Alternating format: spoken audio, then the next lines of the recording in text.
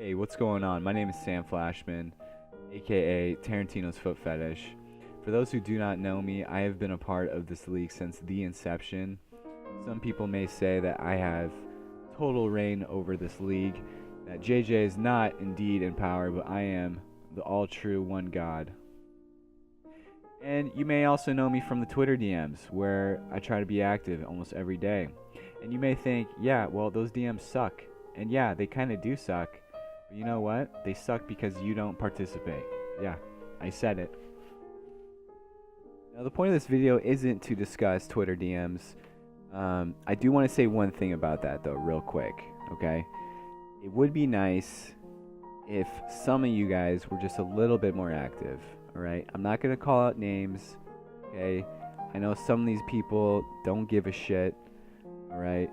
They just want to play fantasy football like a regular person, right? They want to set their lineups, pick up players here and there, and just kind of coast, which is fine, okay? I'm not going to hold it against you, right? But don't ghost us. That's my one thing. Don't ghost us for the entire year. So basically, just don't be an Andrew. For all we know, Andrew doesn't even exist. Honestly. It could be one of JJ's ringer accounts. I have seen one video, though, on Facebook with Andrew making a video, making a meme about Colin Kaepernick, and he calls him Colby Kaepernick or some shit like that. And it was pretty funny. But tinfoil hat on, JJ could have paid some guy off Craigslist to make that video, to post on Andrew's account. Oh, checkmate. Alright, so let's just jump into the main point of this video where I was going to analyze every team, you know, just do something short and sweet about where each team stands, you know, talk about their rosters, as well as talk about each team's playoff chances after I'm done with the summary. This league is pretty interesting with that the narrative each year never really changes. There's usually about 4 to 5 teams that are fighting for that 5th and 6th seed spot, starting around week 10, I would say. And that gets pretty heated up until week 12. And you know what? That's amazing. Okay, so looking at the standings, we got Jimmy Bernathy at the top, aka JJ, aka Stan Van Kukty. Love the name, by the way. His team is looking absolute dominant, unfortunately. I hate it when JJ has a good team. It just irks me. If you take a quick look at his team that he drafted on day 1, it is a night and day difference comparative to his team now. It's insane. It's absolutely insane to me. His picks, I'm looking at it right now. He went Leonard Fournette, Melvin Gordon, which any sane person would do the same exact thing. If we take a look at the rest of his draft, he went Landry, Rodgers, Edelman, later went with Russell Wilson, and then the rest of his draft are just waiver wire pickups at this point. You know, his whole game is to trade up, which I gotta give respect to you again. You know, good for you, man. So let's take a look at his team. You know, we all know he got Mixon from me for Connor. It sucks. Yeah, I know. It's an absolute garbage trade on my part. But if Connor does play for the rest of the season, I would rather have Connor, in my opinion. Not even being biased about that either. He recently traded Diggs for Christian McCaffrey, basically. Amazing trade for him. And then he seems to be content with starting Landry and John Brown for his receivers. And I don't really blame him. They're not bad. They're not elite, in my opinion. And then on his bench, you know, Melvin Gordon on a bye. Gordon's been basically carrying his team. Now, I do remember, like, around week 2, he was trying to trade Gordon for a few players. And, dude, you don't deserve Gordon. Overall, my opinion on JJ's team is that he's very running back heavy. He's getting carried by a tight end as well. His receivers are questionable. I do think that his team can be stopped. If one of his running backs goes down, I think his team falls apart. That's where his depth comes into play, where I don't see him doing anything if an injury does happen. Even if an injury doesn't happen, though, okay? He's in first place. He'll probably get, you know, a top seed in playoffs because his team's good. I do truly believe that JJ can and will lose in the playoffs. It's really just a matter of who he plays and when he plays them. And God, I hope it's me. I pray to God that I'm going to be the guy who takes you down in the playoffs. Prepare your anus. L's are coming your way, buddy. Let's go. All right, so on to the 5-2 team in the league. We got Kung Fu Kenny, a.k.a. Brandon Clark, a.k.a. the controversial guy in the Twitter DMs. Yeah, this is a guy who in our first year talked so much shit, caused so much conflict that we just had to kick him. Okay? We just had to kick him. I won't go into details, but what's done is done. He's back in the league. He's changed his ways. You can say hashtag reformed all you want. I don't think he has reformed. Anyways, let's take a look at his team real quick. He's got 820 points for, and then 743 points against. And I just want to note that JJ also has about 770 points. You know, they're in that 30-point difference. That's pretty low, comparatively speaking. Evidently, they haven't faced much of a challenge this year. And so taking a look at Kung Fu Kenny's team, it's very clear that he went wide receiver heavy in his draft. It's actually turned out pretty well for him, considering that he drafted 2 receivers from the same team. But you know what? He's had success because Big Ben throws it, 60 plus times a game. He's really lucked out with Devontae Adams. I'm really jealous that he has Adams. To the downfalls of his team, it's pretty evident that he's starting some garbage running backs. He's got Tevin Coleman on a bye. I'm absolutely in love with Tevin Coleman this year, but I think his team would be better if he upgraded a running back.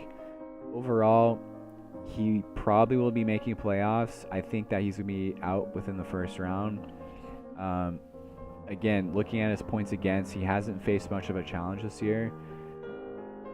His team is good, but I don't think it's playoff good. Okay, on to the next team. We got the Adelson Donation, a.k.a. Andrew, a.k.a. JJ's Ringer account. Now, taking a look at his team, this is what I call a false hope. Meaning, if you look at his points for, he's got 728 points for and only 673 points against. Is he even playing teams? Is he even playing talent? No, he's not. He's playing absolute garbage teams. Maybe not absolute garbage teams, but teams that are underperforming very heavily. I don't know how he's 5-2. I think he beat me, if I recall. He did score like 130 points on me or some shit. Still salty about that, by the way. Looking at his team, though, again, a false hope. This is the definition of a false hope. Jameson Winston, I hate you for picking him up. He's got Julio Jones, Sterling Shepard, Robert Woods for his receivers, which aren't bad. And then just the rest of his team is absolute garbage. He's got Dalvin Cook that he's been rostering all year. I don't think he's making playoffs. He's 5-2. He's in 3rd place, but L's are coming his way. He's going to go on his losing streak. I think better teams that are right now 3-4 are going to be making playoffs over him. Next up, we got me, okay, Tarantino's Foot Fetish. I'm at 930 points for, not bad, and then 895 points against. What the fuck's going on? Somebody tell me, why am I playing teams that are just scoring 120 points a game? Seriously, it's annoying. Stop it. You're better than that, okay? Unfortunately, I can't claim the title on most points against. That would be Michael Peters at the bottom, also known as soon-to-be Sacco. So let's look at my team. So my team's pretty fucking good. I know I was struggling with Tyreek Hill for a while. And yes, he is the number 2 receiver right now in 0.5 PPR, but there was just that lingering question of, is this going to be a boom week for him, or is it going to be a bust? He scored almost 40 points the first week, and I was thinking, like, holy shit, I hit the jackpot. I knew he was talented, but, the way Reed likes to, call plays with Tyreek, it's almost like he's this wildcat special X player, He's not your, like, Julio Jones that you just toss up to 15 times a game, right? But he finally had a few good weeks. He scored 4 touchdowns in the last 2 weeks, so I'm pretty content with him. No, Scott, you cannot have him for Keenan Allen. Maybe try next week. So I don't want to spend too much time on my team just because you guys probably don't want to hear me gas up my roster like this, but all you gotta know is Todd motherfucking Gurley, baby. Okay, next up we got the injury report, aka Tyree Jackson at 4-3. Now this team is very interesting to me. It's probably the most balanced team in the league, but his starting running backs and receivers, yeah, like he's got Michael Thomas, but other than that, he doesn't have much talent in those positions. Okay, he's got depth. He's got Leonard Fournette for playoffs. Where his team shines is his quarterbacks. He's got Patrick Mahomes, the #1 player in fantasy football right now, and then Tom Brady on the bench, and then paired with Eric Ebron for tight end. I think this team has tons of potential. He'll probably make playoffs. I don't know how well he's going to do, though. We'll see. The next team down the line is Call Me Taco Bruh, a.k.a. Blake Dewey at 4-3. Blake is actually one of our founding fathers in our league. He's been here since the inception.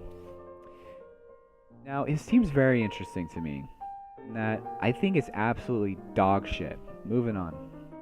Next on the list, we got Captain Andrew Cuck, a.k.a. Chad Fish, at 3-4. This is a meme team. You know, I love Chad and that he's embraced the memes in this league. Keep it up, buddy. So let's take a look at his team. He's starting Andrew Luck. He's got Chris Carson, David Johnson, who he just traded for. I think DJ is going to turn it around with the new offensive coach. I don't think it's as bad as it can get. And then he pairs those running backs with Odell, Alshon, Gronk, who I think has a chance to turn it around. He has been fighting that injury. And then he's got Emmanuel Sanders. He's got Big Ben, Will Fuller, Trey Burton, even Mitchell Trubisky. I think you're a complete dickhead for rostering all three of these quarterbacks. But you know what? Do you, man. Good luck in your season. Love you, buddy. That's it. Okay, next up we got It's Not How You Start, It's How You Finish, a.k.a. Tracy Fish, a.k.a. the dad of the league at 3-4.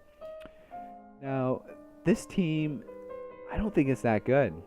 At the beginning of the season when Kamara was going off, I was like, holy shit, this team is definitely going to be like bulldozing us because he scored 160 on me the first week. But I don't know if he's actually going to make the 5th or 6th seed. I was just thinking that this team could be making that 6th seed spot at 3-4, but he really has all his eggs in one basket with AJ Green and Alvin Kamara. The rest of his team is just dog shit. I'm sorry, but you're not going to be making playoffs with Larry Fitzgerald and Jermaine Kearse in your starting roster, right? All I got to say is best of luck. I don't even know if this account is real. I don't even know if Tracy's real. I'm pretty sure Scott and Chad own this account. Right, next up we got another 3-4 team, the Tiki Tortures, a.k.a. Ty Young, a.k.a. one of JJ's college buddies. Yeah, this team, it's okay. It's okay. He's got Zeke on bye. James White has basically been carrying his team.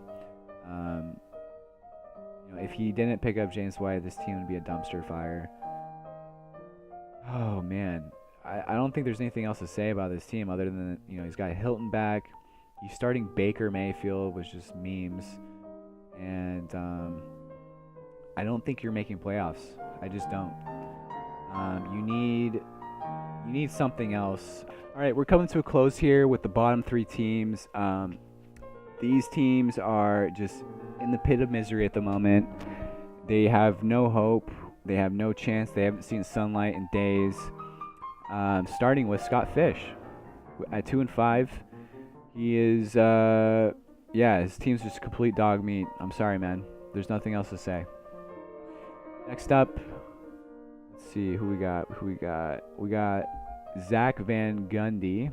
Almost said Van Cuckdy for some reason. 2-5 as well. I really don't think you did any research before the draft because it's pretty evident. And then, I just want to point out that you're one of the most stubborn owners I've ever had the pleasure of playing with. I don't blame you for not trading Thielen, though. I mean, Thielen's the number one receiver right now. But other than that, it's like the rest of your team is just no one wants them, right? No one wants any of your players. Nobody wants Dante Moncrief. Nobody wants Peyton Barber or Devontae Freeman. So, yeah. Next up, soon to be Sacco. And isn't that ironic? Soon to be Sacco, 2-5 team, aka Michael Peters. Damn. Your team with Mixon and Evans, and then maybe Bell playing. Not bad. So that concludes the midseason update. If you've stuck around this long, I applaud you. Seriously. This video has been a little scuffed.